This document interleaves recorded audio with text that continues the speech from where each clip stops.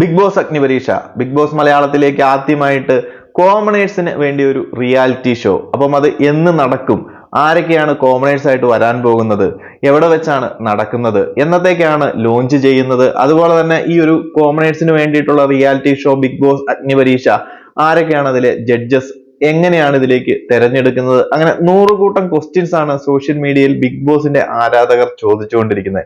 അപ്പം ബിഗ് ബോസുമായി ബന്ധപ്പെട്ടുള്ള പല പേജുകളിലും ഇതുപോലെയുള്ള കമന്റ്സുകൾ കണ്ടു. അപ്പോൾ ബിഗ് ബോസ് അഗ്നിപരീക്ഷ അടുത്ത മാസം തുടങ്ങുന്നുണ്ടോ, അതിലേക്ക് ജഡ്ജസ് ആയിട്ട് സാബുമോന്, അഖിൽ മാരാര്, രഞ്ജിനി ഹരിദാസ്, പേളി മാണി, റിയ സലീം, അങ്ങനെ ഒത്തിരി പേരുടെ പേരുകൾ കേൾക്കുന്നുണ്ട്. ജഡ്ജസ് ആയിട്ടും ആങ്കേഴ്സ് ആയിട്ടും ഒക്കെ ബിഗ് ബോസ് അഗ്നിപരീക്ഷയിലേക്ക് ഇവരൊക്കെ വരുന്നുണ്ട്. അതുപോലെ മറ്റ് പല ഹൈ റീച്ചിൽ നിൽക്കുന്ന സെലിബ്രിറ്റികളൊക്കെ ജഡ്ജിങ് പാനലിലേക്ക് ഉണ്ടാകുമെന്നൊക്കെ കേൾക്കുന്നുണ്ട്. അപ്പൊ പ്രേക്ഷകർക്കൊക്കെ അറിയാൻ ഒരു ആഗ്രഹമുണ്ട്.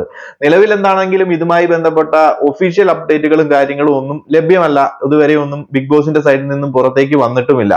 നമുക്ക് പ്രൊമോയും കാര്യങ്ങളും ഒക്കെ ഓൾറെഡി ലോഗോ ലോഞ്ചും അതുപോലെ തന്നെ കമ്മിങ് സൂണും എന്നൊക്കെയുള്ള പറഞ്ഞുകൊണ്ടുള്ള പ്രൊമോയും കാര്യങ്ങളും ഒക്കെ ഓൾറെഡി ബിഗ് ബോസിന്റെ സൈഡിൽ നിന്നും വന്നു കഴിഞ്ഞു. നമുക്ക് ലഭിക്കുന്ന റിപ്പോർട്ടുകൾ പ്രകാരം വരും ദിവസങ്ങളിലൊക്കെ ആയിട്ട് ബിഗ് ബോസ് അഗ്നിപരീക്ഷയുടെ ഷൂട്ടിങ്ങും കാര്യങ്ങളും ഒക്കെ നടക്കുമെന്നും അതുപോലെ തന്നെ ഓഗസ്റ്റ് ആദ്യ ആഴ്ചയിൽ തന്നെ ബിഗ് ബോസ് അഗ്നിപരീക്ഷ ടെലികാസ്റ്റ് ചെയ്യുമെന്നുമാണ് അറിയുന്നത്. സോ അതുകൊണ്ട് തന്നെ ഈ ഒരു മാസം അവസാനത്തോടു കൂടി ഷൂട്ടിംഗ് അവസാനിക്കും, അല്ലെങ്കിൽ ഷൂട്ടിംഗ് തുടങ്ങും. ഒരു 10-15 ദിവസത്തെ ഷൂട്ടിങ്ങും കാര്യങ്ങളേ വേണ്ടി വരത്തുള്ളൂ. ഓൾറെഡി ഈ ഒരു അഗ്നിപരീക്ഷയിലേക്കുള്ള കോമണേഴ്സിന്റെ 3 സ്റ്റേജ് എൻട്രികളും കഴിഞ്ഞതാണ്. അപ്പം അതിന്റെ ഓഡീഷൻസും അല്ലെങ്കിൽ കോമണേഴ്സിനെ തെരഞ്ഞെടുത്തുകൊണ്ടിരിക്കുന്നു. ആ കോമണേഴ്സിനെ ഓഡീഷൻസ് നടത്തിക്കൊണ്ടിരിക്കുന്നു. അതിൽ നിന്നൊരു 10-15 കണ്ടസ്റ്റൻസിനെ ആയിരിക്കും അഗ്നിപരീക്ഷയിലേക്ക് തെരഞ്ഞെടുക്കുന്നത്. ഇത് എങ്ങനെയാണ് എന്നതൊക്കെ നമ്മൾ മുൻ വീഡിയോകളിലൊക്കെ പറഞ്ഞിട്ടുണ്ട്. നമ്മുടെ കഴിഞ്ഞ തെലുങ്കു സീസൺ 9-ൽ ഈ ഒരു അഗ്നിപരീക്ഷ എന്ന് പറയുന്ന റിയാലിറ്റി ഷോ കോമണേഴ്സിന് വേണ്ടിയിട്ട് ബിഗ് ബോസ് ഇൻട്രൊഡ്യൂസ് ചെയ്തിരുന്നു. അപ്പം അതിന്റെ ഏകദേശം ഒരേ രീതിയിൽ തന്നെ ആയിരിക്കും മലയാളത്തിലും കൊണ്ടുവരാൻ പോകുന്നത്. ചെറിയ ചെറിയ വ്യത്യാസങ്ങളും കാര്യങ്ങളും ഒക്കെ മലയാളികൾക്ക് ഇഷ്ടമാകുന്ന രീതിയിൽ കൊണ്ടുവരാനുള്ള സാധ്യതകളുള്ളൂ. അപ്പം അതിൽ നിന്ന് നമുക്ക് ഈ ഒരു ആപ്ലിക്കേഷൻ കൊടുത്തവരിൽ നിന്നും അവരിൽ നിന്ന് ബിഗ് ബോസിന്റെ ടീമിന് മികച്ചത് എന്ന് തോന്നുന്ന പ്രൊഫൈലുകൾ ഒരു 15 പേരോ 20 പേരോ കണ്ടസ്റ്റൻസിനെ തെരഞ്ഞെടുക്കുകയും ഈ ഒരു റിയാലിറ്റി ഷോയിലേക്ക് കൊണ്ടുവരികയും അതിൽ നിന്ന് മികച്ചത് എന്ന് തോന്നുന്ന ഒരു 6 പേരെയോ അല്ലെന്നുണ്ടെങ്കിൽ ഈ ഒരു സീസണിലേക്ക് എത്ര കോമണേഴ്സിനെയാണോ കൊണ്ടുവരാൻ ബിഗ് ബോസിന്റെ ടീം ഉദ്ദേശിക്കുന്നത് അത്രയും പേരെ തെരഞ്ഞെടുക്കുന്നു. നമ്മൾ മിനിമം ഒരു 6 പേരെ പ്രതീക്ഷിക്കുന്നുണ്ട്. സീസൺ 8 ആണ്, 8 പേരെയെങ്കിലും അവർക്ക് എടുക്കാം. എന്താണെങ്കിലും നമുക്കത് നോക്കാം. അപ്പം ഇത്രയും എൻട്രികളിൽ നിന്നും ഈ ഒരു റിയാലിറ്റി ഷോയിൽ നിന്നും മികച്ചത് എന്ന് തോന്നുന്ന, അത് റിയാലിറ്റി ഷോ എന്ന് പറയുമ്പോൾ നമ്മുടെ ബിഗ് ബോസിലൊക്കെ പറഞ്ഞതുപോലെ തന്നെ അതിൽ കാണുന്ന പല ടാസ്കുകളും അതുപോലെ തന്നെ TV ഷോസിലും പല ഗെയിം ഷോസ് ഒക്കെ നമ്മൾ കണ്ടിട്ടുണ്ട്. അപ്പൊ അതുപോലെയുള്ള പല ടാസ്കുകൾ ഉണ്ടാകും. അതുപോലെ അവരുടെ അഭിപ്രായങ്ങളും നിലപാടുകളും ഒക്കെ വ്യക്തമാക്കേണ്ട പല സന്ദർഭങ്ങൾ ഉണ്ടാകും. അതിൽ നിന്ന് മികച്ചവർ എന്ന് തോന്നുന്നവരെ ജഡ്ജസും അതുപോലെ തന്നെ നമ്മുടെ പ്രേക്ഷകരും കൂടെ ചേർന്നായിരിക്കും തെരഞ്ഞെടുക്കാൻ പോകുന്നത്. തെലുങ്കിൽ അങ്ങനെ ആയിരുന്നു. ഇപ്പൊ മലയാളത്തിൽ എങ്ങനെയാണ്, ജഡ്ജസ് തന്നെയാണോ തെരഞ്ഞെടുക്കുന്നത് അതോ പ്രേക്ഷകരുടെ ഒരു കോൺട്രിബ്യൂഷൻ കൂടി ഉണ്ടാകുമെന്നൊന്നും നമുക്കറിയില്ല. എന്താണെങ്കിലും തെലുങ്കിൽ അങ്ങനെ ആയിരുന്നു. അതുപോലെ തന്നെ നമ്മുടെ ടെലിവിഷനിൽ ഈ ഒരു പ്രോഗ്രാം ടെലികാസ്റ്റ് ചെയ്യുമെന്നുമാണ് ഇപ്പോൾ നമുക്ക് അറിയാൻ സാധിക്കുന്നത്. തെലുങ്കിൽ ഇത് ഹോട്ട്സ്റ്റാറിൽ മാത്രം കണ്ടുവന്നിരുന്ന ഒരു പ്രോഗ്രാം ആയിരുന്നു. എന്നാൽ മലയാളികൾക്കുള്ളിലേക്ക് വരുമ്പോൾ മലയാളികൾക്ക് ആഗ്രഹമുണ്ട്. മലയാളി പ്രേക്ഷകർ ഹോട്ട്സ്റ്റാർ മാത്രം കാണുന്നവരല്ല, കുടുംബ പ്രേക്ഷകരുണ്ട്, അപ്പൊ ടെലിവിഷൻ കാണുന്നവരുണ്ട്. അപ്പൊ അവർക്കും കൂടി ഇത് അറിയാൻ ആഗ്രഹം കാണും. എങ്ങനെയാണ് കോമണേഴ്സ് വരുന്നത്, കോമണേഴ്സിന്റെ അഗ്നിപരീക്ഷ ടാസ്കുകൾ എന്തൊക്കെയാണ്. നമ്മുടെ മെയിൻ സീസൺ തുടങ്ങുന്നതിന് മുന്നേ ആയിട്ട് തന്നെ ഈ ഒരു പ്രോഗ്രാമും കൂടെ തുടങ്ങുവാണെന്നുണ്ടെങ്കിൽ ബിഗ് ബോസുമായിട്ട് അറ്റാച്ച് ചെയ്ത് ഇതൊരു വമ്പൻ പ്രോഗ്രാം ആയിട്ട് മലയാളത്തിലേക്ക് കൊണ്ടുവരാൻ സാധിക്കും. സോ ഓഗസ്റ്റ് ആദ്യ ആഴ്ചയിൽ തന്നെ ഇത് ടെലികാസ്റ്റ് ചെയ്യുമെന്നുമാണ് ഇപ്പോൾ നമുക്ക് അറിയാൻ സാധിക്കുന്നത്.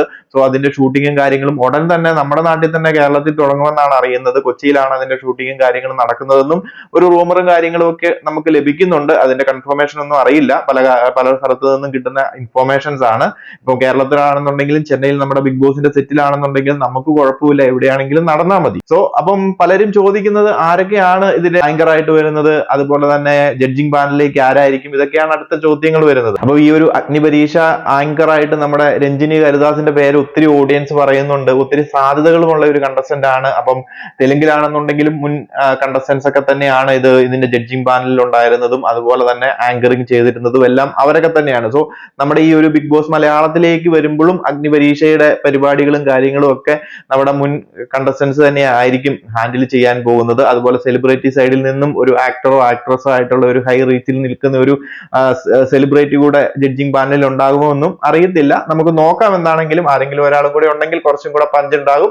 എന്താണെങ്കിലും ബിഗ് ബോസിന്റെ എക്സ് കണ്ടസ്റ്റൻസിൽ നിന്നും മുൻ സീസണുകളിൽ നിന്നും ആങ്കർ ആയിട്ട് നമ്മുടെ രഞ്ജിനി ഹരിദാസ് കാണും. അതുപോലെ തന്നെ പേളി മാണിയുടെ പേരുകളും പലരും പറയുന്നുണ്ട്. ഇവരിൽ നിന്നൊക്കെ നോക്കുമ്പോൾ രഞ്ജിനി ഹരിദാസിനാണ് കുറച്ചും കൂടി മുൻതൂക്കം വരുന്നത്. കാരണം മലയാളത്തിലെ തന്നെ വൺ ഓഫ് ദ ലീഡിംഗ് ആങ്കർമാരിൽ ഒരാളായിരുന്നു. ഏറ്റവും ടാലന്റഡ് ആയിട്ടുള്ള ഒരു ആങ്കർ ആയിരുന്നു. നല്ല രീതിയിൽ അവതരിപ്പിക്കാൻ കഴിവുള്ള ഒരു വ്യക്തി കൂടിയാണ് രഞ്ജിനി ഹരിദാസ്. ബിഗ് ബോസ് പോലെയുള്ള അല്ലെങ്കിൽ ബിഗ് ബോസിന്റെ തന്നെ പാർട്ടായിട്ടുള്ള അഗ്നിപരീക്ഷ കോമ്പണേഴ്സിന് വേണ്ടി നടത്തുമ്പോൾ ആ ഒരു ലെവൽ ഓഫ് സ്റ്റാൻഡേർഡിൽ ആങ്കറിംഗ് ചെയ്യേണ്ടതായിട്ടുണ്ട്. സോ രഞ്ജിനി ഹരിദാസിനായിരിക്കും മുൻതൂക്കം കൂടുതൽ. മറ്റൊരാളെ ബിഗ് ബോസിന്റെ സൈഡിൽ നിന്നും കൊണ്ടുവരുമോ ഇല്ലയോ എന്ന് അറിയത്തില്ല. എക്സ് കണ്ടസ്റ്റൻസിന്റെ ലിസ്റ്റ് നോക്കിയാൽ പോലും രഞ്ജിനി ഹരിദാസ് കഴിഞ്ഞിട്ടുണ്ടെങ്കിൽ പിന്നെ പേളിമാണി ഉണ്ട്. പേളിമാണി കുറച്ചും കൂടെ ഫൺ രീതിയിലായിരിക്കും കൊണ്ടുവരുന്നത്. പിന്നെ വരുന്നത് നമ്മുടെ ആര്യയാണ്. ആര്യ ഓൾറെഡി ബിഗ് ബോസുമായിട്ട് ചില പ്രശ്നങ്ങളും കാര്യങ്ങളും ഉണ്ട്. അവരത് പ്രശ്നങ്ങൾ ഒതുക്കി തീർത്തോ പോളി ചെയ്യോ എന്നൊന്നും നമുക്കറിയില്ല. ഏഷ്യാനെറ്റിന്റെ തന്നെ പല പ്രോഗ്രാമുകളും ആങ്കർ ചെയ്തിട്ടുണ്ട് ആര്യ. പിന്നെ അനൂപ് ഉണ്ട്. അപ്പോൾ ഇവരെയൊക്കെ ബിഗ് ബോസ് വിളിക്കുമോ അതോ രഞ്ജിനി ഹരിദാസിന് തന്നെയാണോ ചാൻസ് കൂടുതൽ എന്നൊന്നും നമുക്കറിയില്ല. പ്രേക്ഷകർ സൈഡിൽ നിന്നും ആരാണ് കൂടുതൽ എത്തുന്നതെന്ന് നോക്കിക്കഴിയുമ്പോൾ രഞ്ജിനി ഹരിദാസിന്റെ പേരുകൾ തന്നെയാണ് കേൾക്കുന്നത്. അതുപോലെ നിങ്ങൾ പ്രേക്ഷകർ നിങ്ങളുടെ അഭിപ്രായങ്ങൾ പറയുക. ബിഗ് ബോസ് അഗ്നിപരീക്ഷ എന്ന പ്രോഗ്രാം കണ്ടക്ട് ചെയ്യുമ്പോൾ ആരായിരിക്കണം ഹോസ്റ്റ് ആയിട്ട് എത്തേണ്ടത്? നമ്മുടെ എക്സ് കണ്ടസ്റ്റന്റിൽ നിന്ന് ഒരാൾ വരണോ അതോ പുറത്തു നിന്നൊരു നല്ലൊരു സെലിബ്രിറ്റി ഹൈ ലെവലിൽ നിൽക്കുന്ന ആരെങ്കിലും വന്ന് ഇത് കണ്ടക്ട് ചെയ്യണോ എന്നൊക്കെ നിങ്ങൾ തന്നെ പറയുക. അതുപോലെ തന്നെ ജഡ്ജിങ് പാനലിലേക്ക് നോക്കിക്കഴിയുമ്പോൾ ഒത്തിരി പേരുടെ പേരുകൾ കേൾക്കുന്നുണ്ട്. നിലവിൽ നമുക്ക് സാബുമോന്റെ പേര് കേൾക്കുന്നുണ്ട്, അഖിൽ മാരാരുടെ പേര് കേൾക്കുന്നുണ്ട്, റിയാസ് സലീമിന്റെ പേര് കേൾക്കുന്നുണ്ട്. അതുപോലെ ഓരോ സീസണിൽ നിന്നും വിന്നർ ആയിട്ടുള്ളവരും ആ സീസണിൽ സെൻസേഷൻ ആയിട്ടുള്ളവരുടെയും പേരുകളൊക്കെ കേൾക്കുന്നുണ്ട്. അപ്പൊ നമുക്ക് അവരുടെ ഒരു ലിസ്റ്റും കൂടി പരിശോധിച്ചു കഴിഞ്ഞാൽ നമുക്കറിയാം സീസൺ 1 ആരായിരിക്കും ഒരു ജഡ്ജിങ് പാനലിലേക്ക് ഈ ഒരു അഗ്നിപരീക്ഷയിലേക്ക് എത്താൻ സാധ്യത കൂടുതൽ എന്ന് ചോദിച്ചാൽ മറ്റാരുമില്ല. ഓഫ്കോഴ്സ് നമ്മുടെ സീസൺ 1 വിന്നർ ആയിട്ടുള്ള സാബുമോൻ തന്നെയാണ്. അത്രയ്ക്കും ചലഞ്ചിങ് ആയിട്ടുള്ള ഒരു കണ്ടസ്റ്റന്റ് ആണ്. ജഡ്ജിങ് പാനലിലേക്കൊക്കെ വന്നു കഴിഞ്ഞാൽ അതുപോലെ ടഫ് കൊടുക്കാനും അതിൻ്റെതായിട്ടുള്ള രീതിയിൽ ജഡ്ജ് ചെയ്യാനുമുള്ള കഴിവുമുള്ള ഒരു ആൾ കൂടിയാണ് സാബുമോൻ. സോ സാബുമോൻ ആയിരിക്കും അവരുടെ പ്രിഫറൻസിൽ ഫസ്റ്റ് ആയിട്ട് നിൽക്കുന്നത്. സീസൺ 1 നോക്കുമ്പോൾ ഒരാളിൽ കൂടുതൽ എടുക്കാൻ സാധ്യതയില്ല. ആ സീസണിൽ തന്നെ നമുക്കറിയാം നമുക്ക് ജഡ്ജിങ് പാനലിലേക്ക് കൊണ്ടുവരാൻ തന്നെ ഈ പറയുന്ന രഞ്ജിനി ഹരിദാസ് ആണെന്നുണ്ടെങ്കിലും പേളി മാണി ആണെന്നുണ്ടെങ്കിലും ശ്വേതാ മേനോൻ ആണെന്നുണ്ടെങ്കിലും ഒത്തിരി ആളുകളുണ്ട് സീസൺ 1 നിന്ന്. സോ ഒരാളെ നമുക്ക് പ്രതീക്ഷിച്ചാൽ മതി. അവിടെ ഇപ്പൊ സാബുമോൻ ഉള്ളപ്പോൾ മറ്റൊരാളിലേക്ക് പോകാനുള്ള സാധ്യതകളില്ല. സീസൺ 2 വന്നു കഴിയുമ്പോൾ ആ ഒരു സീസൺ മികച്ച രീതിയിൽ നടന്നില്ല. ഇടയ്ക്ക് വെച്ച് നമുക്ക് ക്ലോസ് ചെയ്യേണ്ടതായിട്ട് വന്നു. അപ്പോൾ അതില് അത്യാവശ്യം പ്രേക്ഷക പിന്തുണയിൽ ഹൈപ്പിൽ നിന്നിരുന്ന രജിത് കുമാർ ആണ് മുൻ സീസണുകളിലൊക്കെ ചലഞ്ചർ ആയിട്ടും ഗസ്റ്റ് ആയിട്ടൊക്കെ ബിഗ് ബോസിലേക്ക് വന്നിട്ടുണ്ട്. നമ്മുടെ ബിഗ് ബോസിന്റെ ടീമും ഏഷ്യാനെറ്റും ഒക്കെ ആയിട്ട് മികച്ച രീതിയിൽ പോകുന്നത് കൊണ്ട് രജിത് കുമാറിനും ഒരു അവസരമുണ്ട്. ജഡ്ജസ് ഒക്കെ ആയിട്ടിരിക്കാൻ പറ്റുന്ന ഒരു വ്യക്തി കൂടിയാണ് രജിത് കുമാർ. സോ രജിത് കുമാറിന്റെ അവസരങ്ങളും തള്ളിക്കളയാൻ പറ്റത്തില്ല. സീസൺ 3 വന്നു കഴിയുമ്പം ഒരു ജഡ്ജിങ് പാനലിൽ ഇരിക്കാൻ പറ്റുന്ന ആൾക്കാരും തന്നെ 3 വിന്നർ ആയിട്ടുള്ള നമ്മുടെ മണിക്കുട്ടനാണ് ഉള്ളത്. പിന്നീട് സീസൺ 4 വന്നു കഴിയുമ്പോൾ വിന്നർ ആയിട്ടുള്ള ദിൽഷയാണ് ഉള്ളത്. ദിൽഷയും ഈ പറയുന്ന ഒരു ജഡ്ജ്മെന്റ് അല്ലെങ്കിൽ ഒരു ജഡ്ജിങ് പാനലിലേക്കൊന്നും ഞാനും സജസ്റ്റ് ചെയ്യത്തില്ല. പിന്നെ ആ ഒരു സീസണിൽ നല്ല രീതിയിലുള്ള ഹൈപ്പും അല്ലെങ്കിൽ ഒരു ഓളം നല്ല നെഗറ്റീവ് ഇമ്പാക്റ്റോട് കൂടി ഭയങ്കര ഇത് കൊടുത്ത നമ്മുടെ റിയാസ് സലീമാണ്. റിയാസ് സലീമിന്റെ പേരും കേൾക്കുന്നുണ്ട് ജഡ്ജിങ് പാനലിലേക്ക് ഉണ്ടാകുമെന്നൊക്കെ.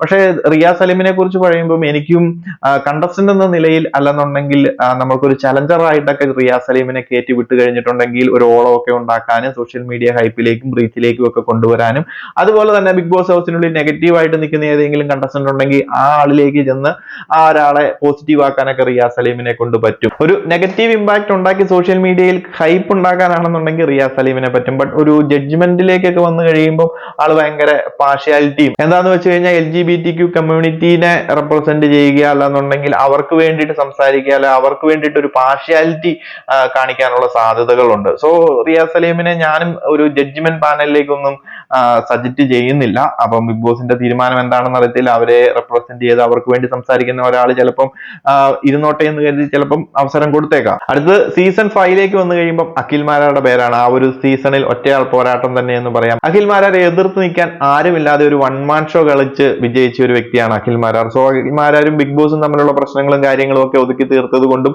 നല്ല ടൈംസിലായതുകൊണ്ടും അഖിൽ മാരാർക്കും ഒരു അവസരമുണ്ട് ഈ ഒരു അഗ്നിപരീക്ഷയിലേക്ക് ഒരു ജഡ്ജായിട്ട് വരാനുള്ള സാധ്യതകൾ വളരെ കൂടുതലാണ്. വിന്നർ കൂടി ആയതുകൊണ്ടും പിന്നെ വേറെ ആരുടെയെങ്കിലും പേരുകൾ ആ ഒരു സീസണിലേക്ക് നോക്കിക്കഴിഞ്ഞാൽ വേറെ ആരും ആരെയും തന്നെ നമുക്ക് പറയാൻ സാധിക്കത്തില്ല. പിന്നീട് 6-7 സീസണുകൾ നോക്കിക്കഴിഞ്ഞാൽ വിന്നർ ആയിട്ടുള്ള ജിൻഡോ ആണെന്നുണ്ടെങ്കിലും 7ാമത്തെ സീസണിലെ അനുമോൾ ആണെന്നുണ്ടെങ്കിലും എനിക്കത് ഒരു ജഡ്ജിങ് പാനലിലേക്ക് അവരുടെ പേരുകളും സജക്ട് ചെയ്യാനോ അല്ലെങ്കിൽ ആ ഒരു സീസണുകളിലെ കണ്ടസ്റ്റൻസിനെ തന്നെ നമുക്കൊരു ജഡ്ജിങ് പാനലിലേക്ക് മറ്റാരെയും തന്നെ എന്റെ സൈഡിൽ നിന്നും പറയാൻ ഇല്ല. പിന്നെ നമുക്ക് 7ാമത്തെ സീസണിൽ ഉണ്ടായിരുന്ന കോമണർ ആയിട്ട് വന്നിട്ടുള്ള നമ്മുടെ അനീഷാണ്. നല്ല രീതിയിലുള്ള പ്രേക്ഷക സപ്പോർട്ടും കാര്യങ്ങളും ഒക്കെ നേടിയെടുത്ത് നല്ല രീതിയിൽ വന്ന ഒരു കണ്ടസ്റ്റന്റ് ആണ് അനീഷ്. സോ ആ ഒരു കോമണറിന്റെ സെലക്ഷൻ ആകുമ്പോൾ കോമണർ ആയിട്ടുള്ള അനീഷിനൊരു അവസരം കൊടുക്കണമെന്ന് ബിഗ് ബോസ് തീരുമാനിച്ചു കഴിഞ്ഞാൽ അത് ആ ഒരു സാധ്യതയും നമുക്ക് തള്ളിക്കളയാൻ സാധിക്കത്തില്ല. സോ അനീഷിനും ഒരു അവസരമുണ്ട്. അപ്പം നിങ്ങൾ പ്രേക്ഷകർ തന്നെ പറയൂ. അപ്പൊ ഈ ഒരു അഗ്നിപരീക്ഷ എന്ന് പറയുന്ന പ്രോഗ്രാമിലേക്ക് കോമണേഴ്സിനെ സെലക്ട് ചെയ്യുന്ന പ്രോഗ്രാമിലേക്ക് വരുമ്പോൾ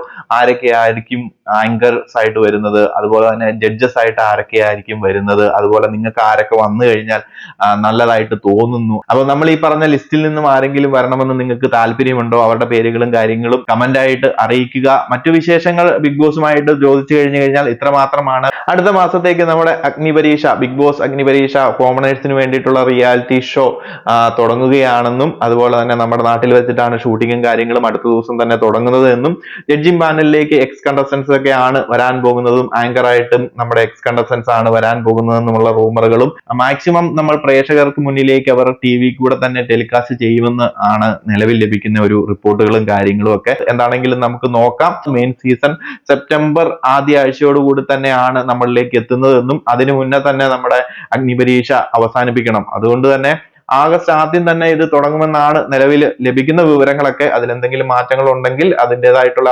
ഇൻഫോർമേഷൻസോ കാര്യങ്ങളോ കിട്ടുകയാണെന്നുണ്ടെങ്കിൽ അപ്പോൾ തന്നെ നിങ്ങളിലേക്ക് എത്തിക്കുന്നതായിരിക്കും. പുതിയ അപ്ഡേറ്റുകളും കാര്യങ്ങളുമായി മറ്റൊരു വീഡിയോയിൽ കാണാം.